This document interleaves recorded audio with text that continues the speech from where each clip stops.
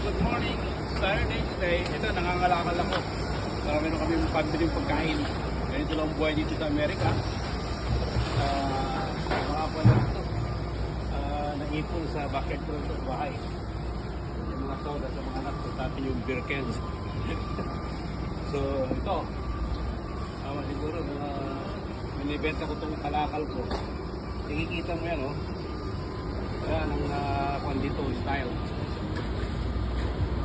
Iipunin mo, ganito separate ko. Iipunin mo yung mga recyclable mo, and then separate mo, plastic at saka aluminum cans. Para hindi na siya nahihirapan. Ganito na pag-sit mo na dito. Yun na. Okay.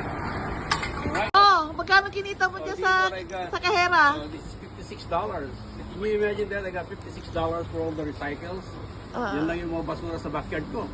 So ito, ganda akong pagbili ng beer at saka pamalengke. Alright? Okay.